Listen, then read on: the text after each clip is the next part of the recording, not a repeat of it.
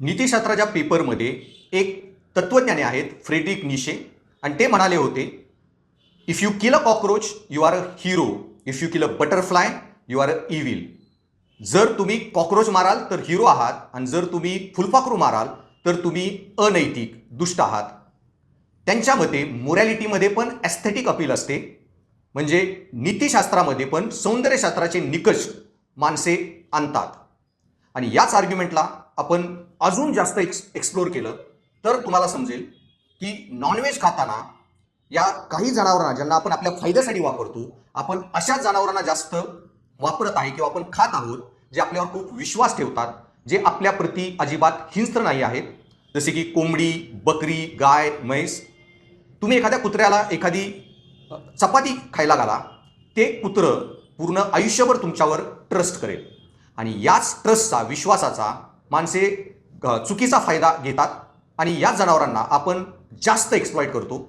मासे पकडताना पण आपण जो माशाला गळ टाकतो त्या अन्नाकडे बघून मासा आपल्यावर विश्वास ठेवून ते अन्न खायला येतो आणि आपण त्याला खूप दर्दनाक एक वाईट मृत्यू देतो.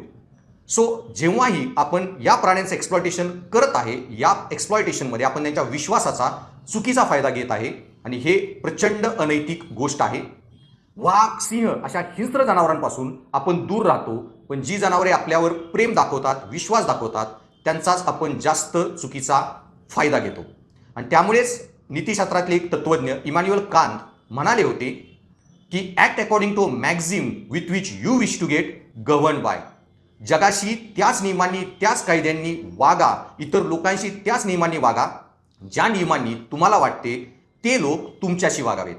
आणि त्यामुळे इतर जनावरांशी तुम्ही तसेच वागा ज्या प्रकारे तुम्हाला वाटेल की इतर लोक तुमच्याशी वागावेत. आणि याच्यातूनच मानवावर खूप मोठी नैतिक जबाबदारी आहे.